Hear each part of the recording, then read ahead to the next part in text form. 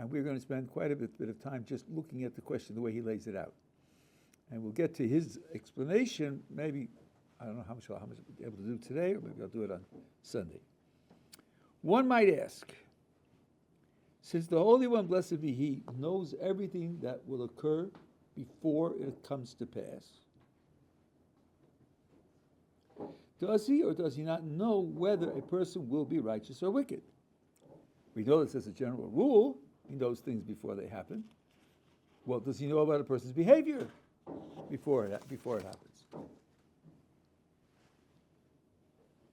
And then, if He knows that he'll be righteous, it appears impossible for him not to be righteous.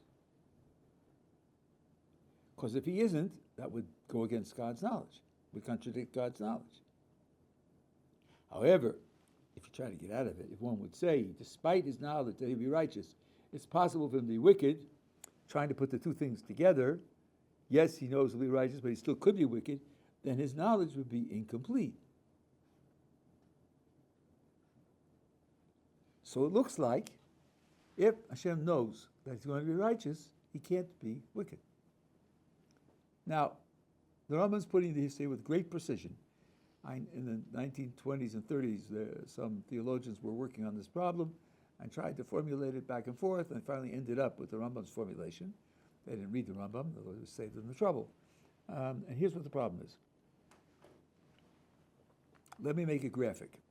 I'm sitting here, I'm just trying to decide. Shall I lift my hand or not? In 15 seconds when I make the decision, up or down, up or down. I've done this before. Sometimes it goes up, sometimes it goes down. It's up to me. I can raise it or I can keep it down. I know from experience that I can do that. Okay, 3, 2, 1, up! Okay, I decided it should go up. But I know very well, I could just as well have decided that it would go down. I had two alternatives, two possibilities, and my decision made the difference. That's the way it seems to me. Now comes the critic. Gottlieb, are you religious? I say, why else would I wear this hat? I must be religious. Well, if you're religious, you believe in God. Yes. And does God know everything? Yes. Did He know everything yesterday? Yes. Did He know yesterday whether you were going to raise your hand or not? Yes. So He knew you were going to raise your hand? Yes. Well then, Gottlieb, tell me something. Could you have kept your hand down? Imagine that instead of raising your hand, you had kept it down. Wouldn't that mean that what God knew yesterday came out wrong? Let's see. Yesterday God knew I am going to raise it, but in fact I keep it down. Well, then that means that somehow His knowledge got it wrong. Well, the critic says, Gottlieb, don't you think God is infallible, not capable of making a mistake? Doesn't have to come out right? So I say, I guess so. I guess so. Well then, says the critic, you couldn't have kept it down. You couldn't have. It wasn't really possible for you. Because to say it's possible to keep your hand down means it's possible for you to make God's knowledge wrong. And it isn't possible to make it wrong. Okay, I say, I guess so. I guess so. The critic says, well, Gottlieb, why did you think you were making a choice between two possibilities? Why did you think you had two options? You didn't really have two options. The only option you had was what God knew yesterday. He knew yesterday you're going to take your hand up now. That was your only option. Maybe you thought you had another option, but you were mistaken. By your own logic, by your own commitment, you see that you're mistaken. And really, you only had the option that you realized. You were not making a choice between two possibilities. There was only one possibility. And that's not free will.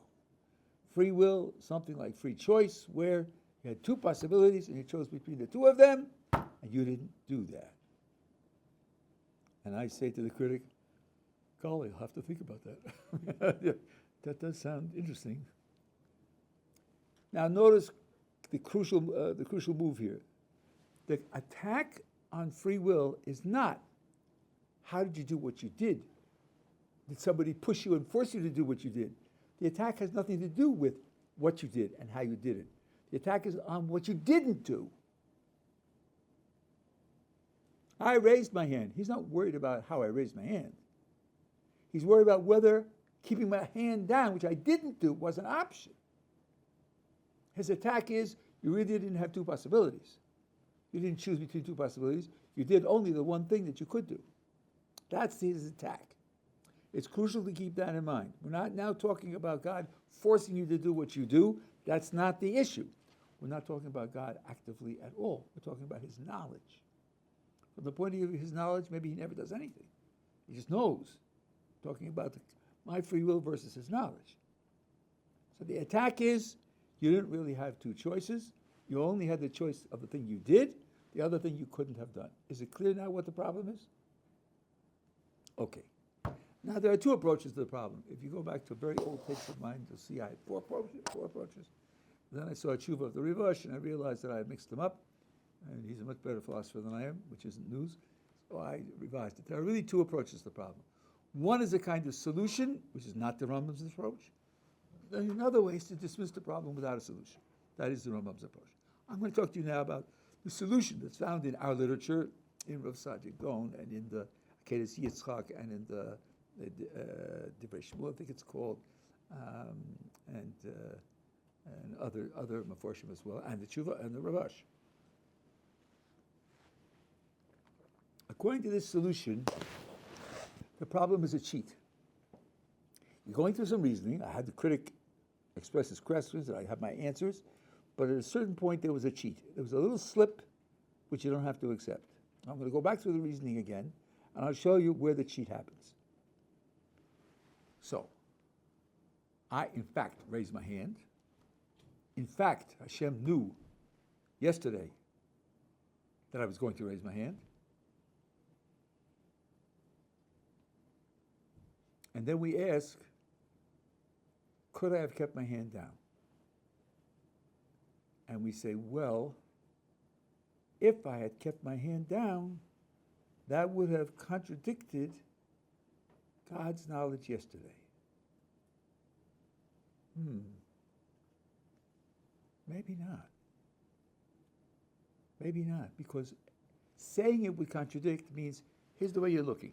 What really happened? What really happened is I raised my hand, and he knew yesterday I'm raising my hand. That's the real world. Now we're asking about a possibility that didn't happen. We're asking about something unreal and asking whether it was possible. So over here you have the real world, hand down, and God knows hand down. Now over here you're saying, hand up, and God knows the hand is up. Now over here we're saying, how about hand down? What's the status of that? Okay. At this point we ought to ask, well, let's see. In this other possibility we're talking about, where my hand stays down, what then would be God's knowledge yesterday? Oh, it'll be the same, just the same as it was over here. Nothing in the past changes, and therefore over here you got to say, God knows it's up and it's going down, and that's a contradiction. Who told you? Excuse me. We're not talking about the real world now. We're talking about a possible world that didn't happen. I really lifted my hand up. We're talking about what would have been if I had held it down. That didn't happen. So now I say, well, let's see, if I had kept my hand down, maybe if I had kept my hand down, then God yesterday would have known it was going to be down. And then there'd be no contradiction over here either. The real world has in it hand up and God's knowledge hand up. And the alternate possibility has in it hand down and God's knowledge hand down. And that's not a contradiction. Who told you to shift over from the real world to the virtual world God's knowledge from yesterday? Who told you it has to be the same? And in particular, if you ask, now comes a bit of an explanation. How does God know what happens or what's going to happen? One standard answer is that God's outside of time. He's present at all points in time. And he observes what we do. He observes it. He sees it. Well, when I watch you do something, that doesn't put any limits on you at all. I'm just watching what you do. You could have 16 alternatives. My watching doesn't change that. My watching doesn't limit you in any way. So here's the picture. The picture is, in the alternate world, I keep my hand down, and God watches, sees my hand down. Therefore, God knows that my hand is down, and therefore his knowledge is that my hand is down, even yesterday. God's knowledge tracks my actions. Here's a little bit fuller picture. We have a picture of God in two positions. Many religions choose between them, and we say both. God is the creator of the universe, so he's not part of the universe. He's not contained within the universe. He's not a piece of the universe. He created the whole thing. That's called transcendence. But God is also, so to speak, present at every aspect of the universe. He is immanent in the universe, in addition to being transcendent. He's both the creator from outside and also present inside. Both. So now, he's present at every chunk of space-time. So here we are today, in the alternate world. I'll keep my hand down. His presence here grasps that event. Now, since he also is external, transcendent, above the entire creation, the knowledge that my hand is down is available to him, so to speak, above and beyond the entire creation. And once it's available above and beyond the entire creation, it then becomes available to him as present everywhere and every when in the creation, including yesterday. So yes, when I keep my hand down, then yesterday he will know that my hand was going to be down. And when I keep my hand up in the real world, then yesterday he will know that my hand will be up. And there's no contradiction at all. So it is not true that if he knew yesterday, you see, the trick in the argument is, well, we think yesterday's fixed, set, finished, inscribed, and has to be held the same under all conditions. Well, it doesn't have to be held the same under all conditions, especially when you're talking about God. So when you pass from the real world to an alternate world, there's no reason whatsoever to think that past for God will be the same as it is in our world. And that way there's no contradiction, and that way the argument fails. Are we together? This means that the person putting the argument has made a logical mistake. He's put in an extra premise, an extra idea, which isn't in the argument and doesn't belong in the argument, and the minute you take it out, he loses. I mentioned the sources from which this is found. Now, the Rambam rejects this. In part 3, chapter 17 of the Guide of the Perplexed, Maimonides is talking about various schools of philosophy, Muslim schools of philosophy, and criticizing them. And according to one of them, he says, they believe that God knows everything, including the future, and they believe that man has free will, and a little thought will show you that that's a contradiction. He wrote the Guide of the Perplexed many years after he wrote these words in the Mishnah Torah. And he says it's an absolute contradiction. So he's not taking that way out. Why isn't he taking that way out? Many did, including Sajigonos before him and others after him. Why is he rejecting it? I don't know. He doesn't say. I have an idea. In the first part of the guide, he says about 6 times. Now, of course, I'm giving you the Hebrew translation of the Arabic. He's not mispa'el. He's not affected by things outside of him. Nothing causes him to be or to not to be or to change or to have any characteristics. Sometimes when he says nothing outside of him causes him, he says because that would make him change. But sometimes he simply says he's not nif'al, he's not acted upon. Let's go back through the answer we just said and notice that according to that answer, God is acted upon. The key element in the answer we gave is that God gets his knowledge from the event. God is present when I'm deciding what to do with my hand. And in the real world, when I lift my hand up, because I lifted it up, he knows that I lifted it up. My doing it causes his knowledge. And that's why in the alternate world, when I just make my decision to keep my hand down, then he knows my hand is down because he observes it. And my holding it down causes his knowledge. So according to this picture, my action causes something about God. The Rambam won't tolerate that. He's against that whole idea. Absolutely. So he cannot allow this solution. The others who are authoritative sources aren't bothered by that. And by the way, Maharal points out that if you look at the language of Chazal, the language of Chazal describes God as observing. Mabit v'tzofer l'sof kol hadoros.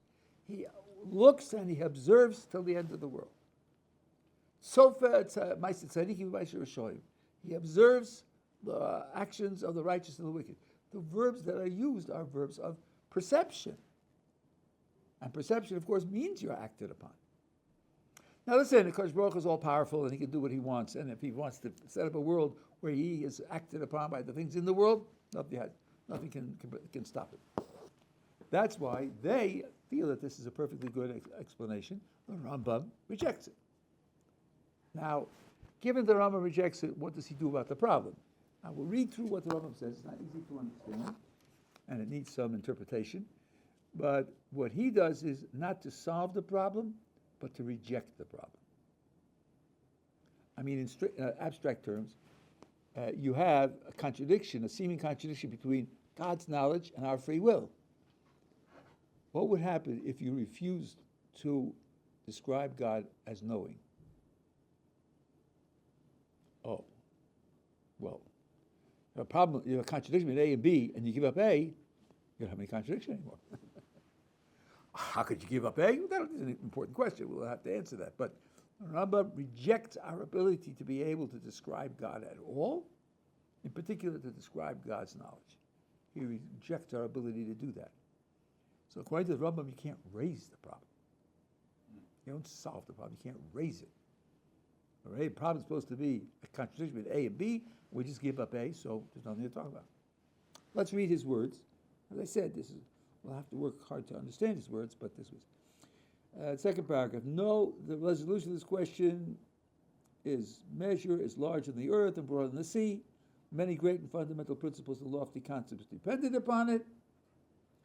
However, the statement that I will make must be known and understood. I'm going to give you a light surface summary of the position. I'm not going to take you through all the details, but I'll show you the direction. As explained in the second chapter of Hilchos Yesodei Torah, Yesodei Torah means the fundamentals of the Torah, the first section of the Mishnah Torah. The Holy One, blessed be He, does not know with a knowledge that is external to Him, as do men whose knowledge and selves are two different entities. When you describe how we know something, that doesn't apply to God. Because His knowledge isn't like that. And of course, when we talk about knowledge, what do we have to go on? We have ourselves to go on. When we use the word knowledge, we use it to describe what we know from our own experience. And the Rabbi is saying that doesn't apply to God. Now, what does it mean to say that our knowledge is external to ourselves? Well, the state of your knowledge is changing all the time.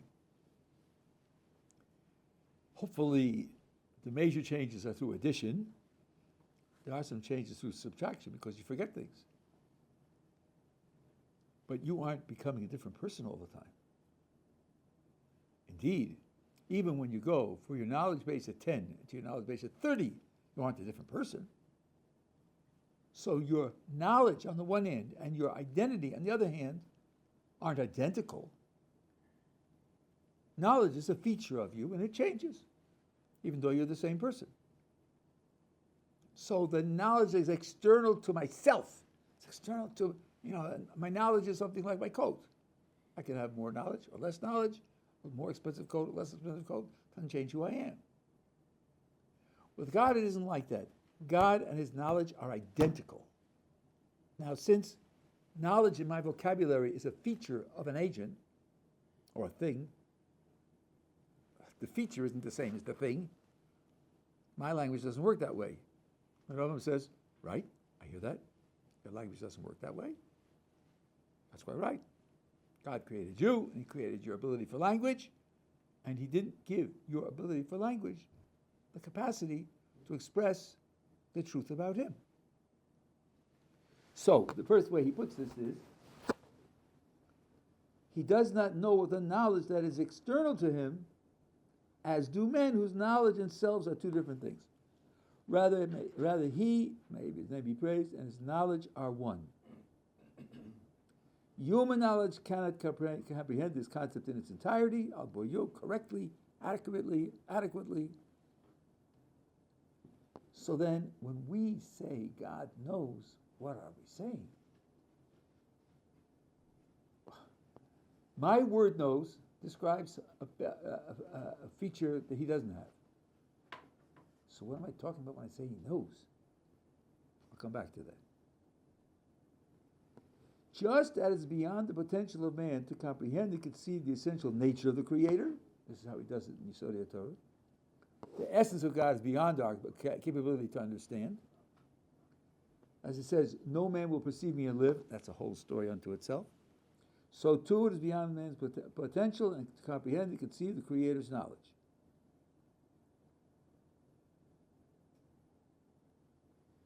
This is what the prophet means when he says, we quoted this in a different context, my thoughts are not your thoughts, nor your ways my ways. That's it. His reality and our reality are different realities. And his thoughts and our thoughts are different thoughts. So strictly speaking, I can't describe God as knowing. Because when I do that, using my word, my vocabulary, I'm saying something that's not true. I'm saying something of him that just isn't true. Because whatever he is and whatever he has, it isn't like what I have.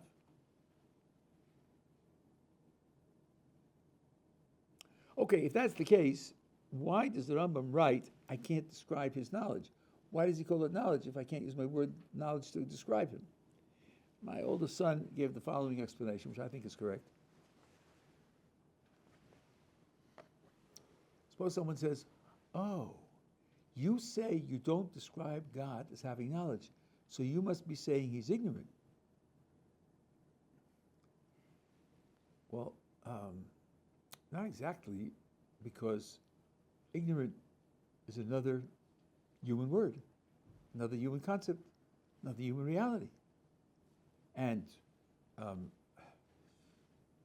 just like I can't say he knows, I can't say he's ignorant either. Both of them are human concepts with human realities, human understanding, and both of them are wrong.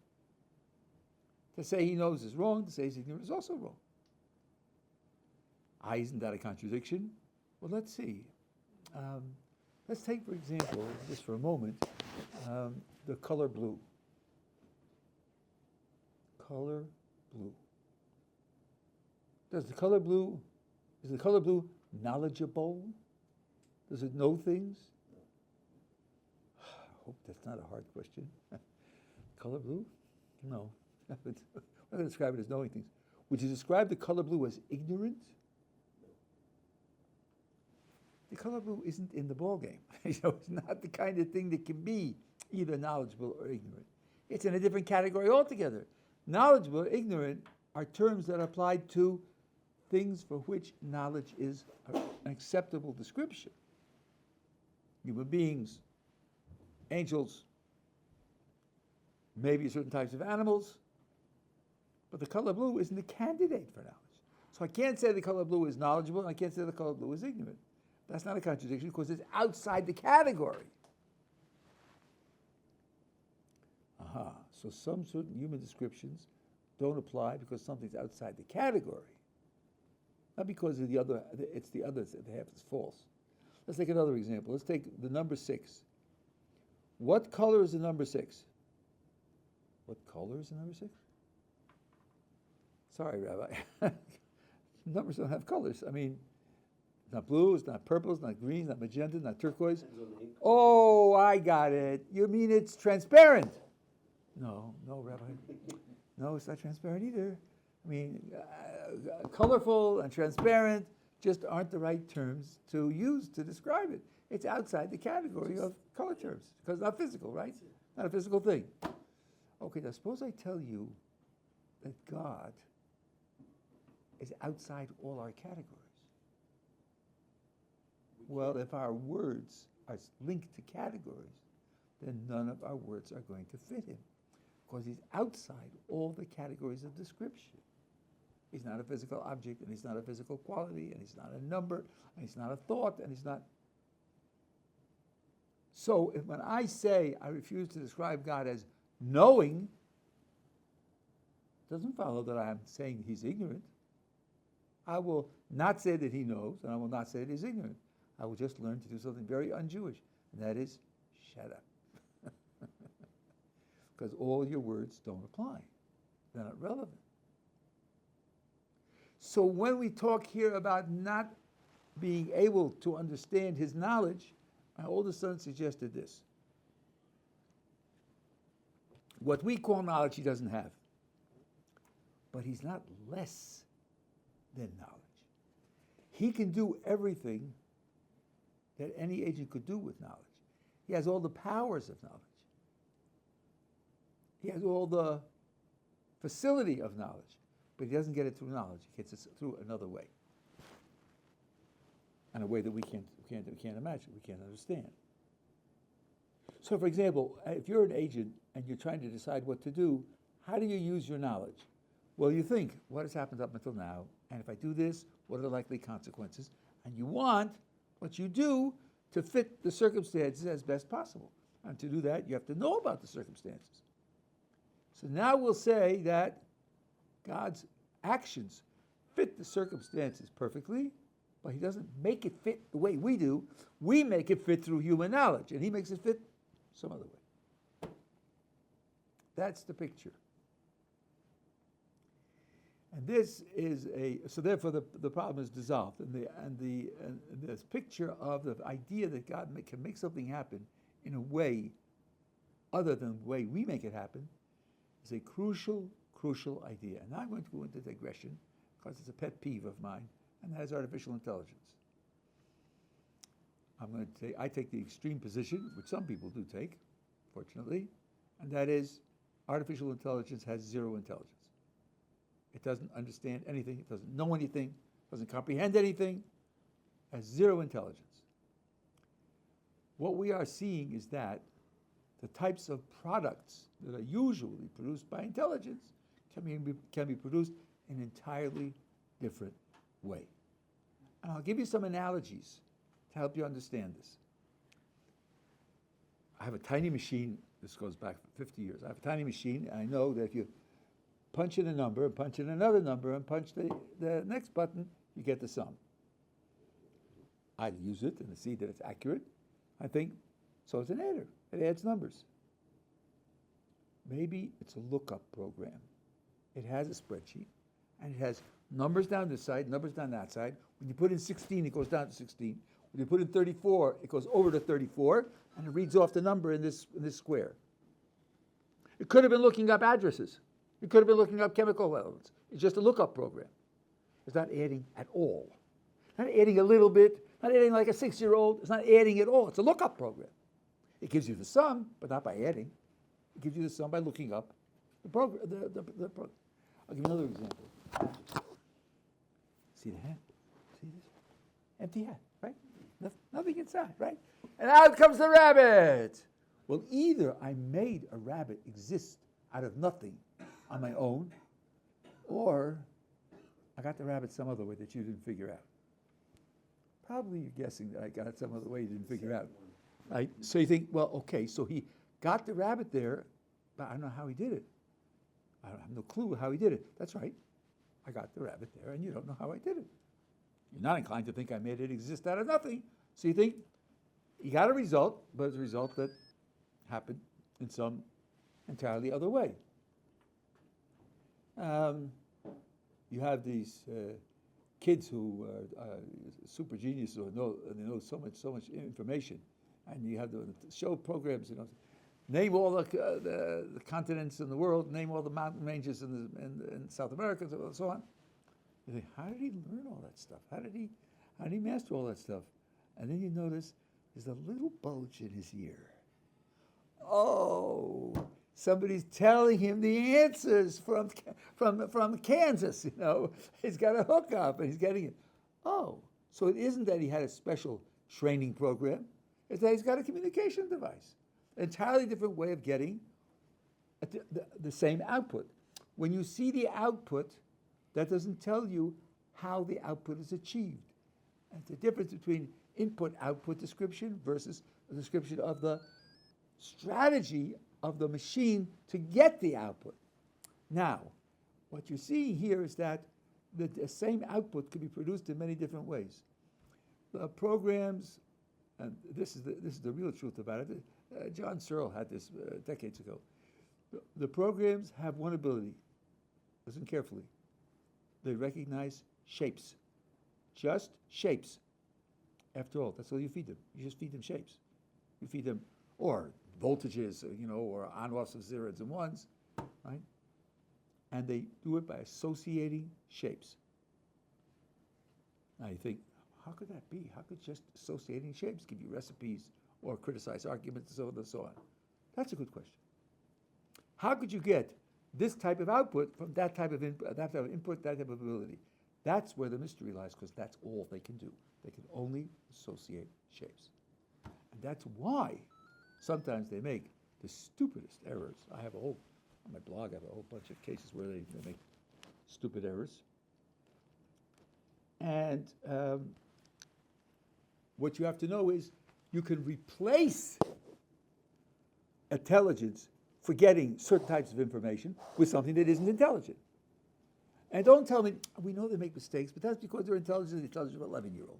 But it's going to better to be the intelligence of a 15-year-old. It's not some intelligence or little intelligence or partial intelligence. It's zero intelligence. It's just matching shapes. That's all it does. That's all it has the capacity to do. That's all it does. So when you hear that, you think, here's an example of matching shapes can give you output that mimics intelligence in various ways.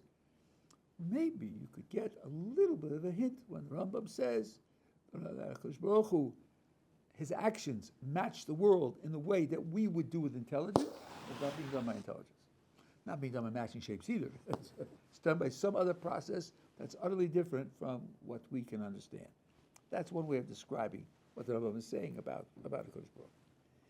So then, as I said, you can't raise the problem.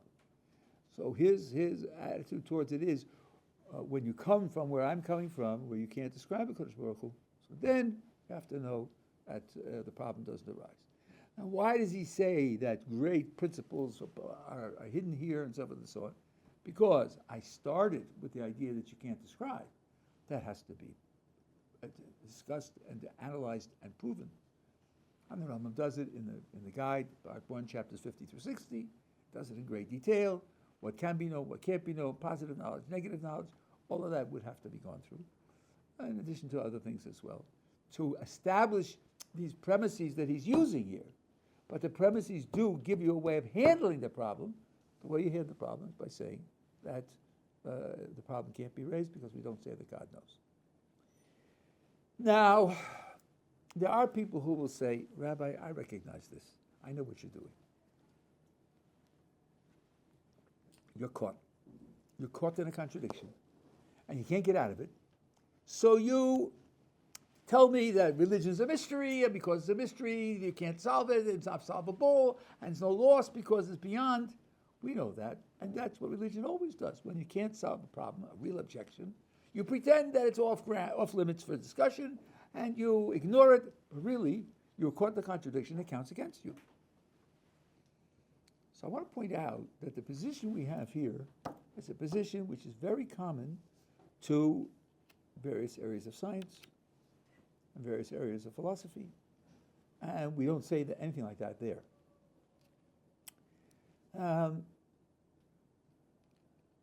I don't know, I haven't got time to do the whole thing now. We did it once not too long ago, the two-slit experiments in quantum mechanics.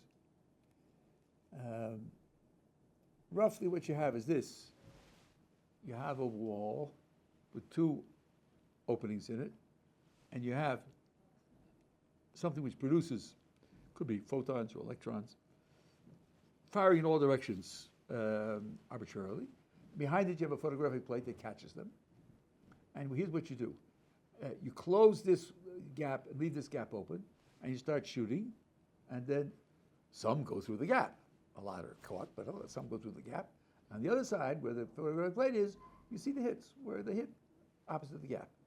Then you close this gap and open this one up, you start firing, and then you see that some get through this gap, and you see the hits on the photographic plate next to this gap. Okay, that's natural enough. What do you think will happen when we open both gaps? Oh, well, let's see. Then when it's firing, the thing can go either through the top gap or through the bottom gap. Some will go through the top and some will go through the bottom. So on the photographic plate, you have a collection of hits opposite the top gap and another collection of hits opposite the bottom gap. That's what should happen. But that isn't at all what happens.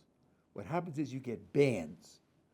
A band of hits and an empty band and another band of hits, empty band, bands and empties up and down the photographic plate. What happened? How did that happen? Where'd that come from? So then they say, whoa, bands. We have that. We have something like that in nature.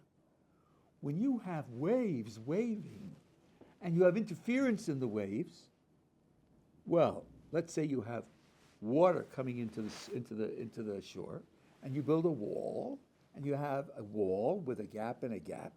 When the water hits the wall, it sends out ripples. This gap sends out these ripples. This gap sends out these ripples. The ripples get wider and wider until the ripples overlap on one another and interact with one another. You know what happens when ripples interact, when they overlap? Let's see. This is rippling and this is rippling. Well, if when they ripple, they come together, then you get a big ripple because each one is pushing up and down. But if when they're rippling, this one comes in going up, this one comes in going down, then they cancel out and it's flat. Oh, sometimes it's rippling and sometimes it's flat. Yeah, ripples and flat, ripples and flat, ripples and flat. And that's what we have here, bands of hits and empty, bands of hits and empty, bands and hits of empty. So maybe that's what's going on. The electrons going through are creating ripples. And the ripples are interacting with one another. And that's why you get the bands, right? And it turns out it works out in terms of the size of and the distribution and everything else. Now here's the corker. Here's what kills it. That's because you were firing lots and lots and lots of them at the same time. And the lots of them could be forming waves. What will happen if you fire them one at a time? Oh, one at a time? Well, fire just one. It either goes through the top gap or the bottom gap. It doesn't ripple. It doesn't go through both gaps and cause ripples, and then cause the ripples to interact with one another. It's only one pebble. So you fire them one at a time, and guess what you get? You get the bands. Same bands. So the single photon is acting like a wave. How does it do that?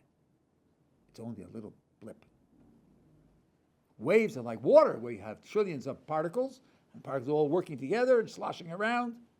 A single thing can't be a wave, but it behaves like a wave. So in the very same experiment, some even physicists get this wrong. It's not that in different experiments it behaves different ways. In the very same experiment, it behaves like a particle and like a wave.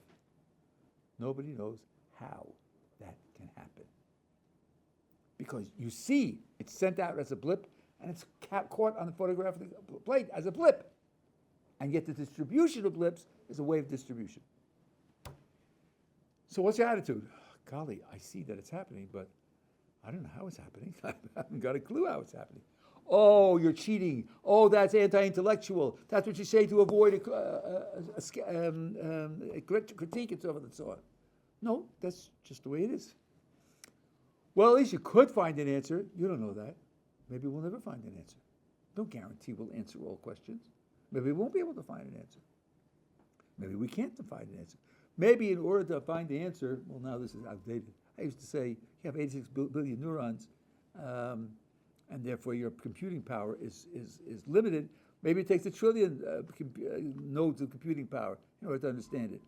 But now I have read that the computing power of the brain isn't 86 billion, it's 86 quadrillion or 86 quintillion. It's much, much bigger than we thought. It never stops growing. But maybe it's still beyond that. Who knows? So the idea that you have a phenomenon, you see something happening, and you can't figure out how it happens, a lot of life is like that, and a lot of science is like that. And sometimes we make successes, and sometimes progress in science is giving up old mistakes. We don't always just add to our knowledge. Sometimes the progress is subtracting old ideas because they turn out to be wrong. That's also what happens.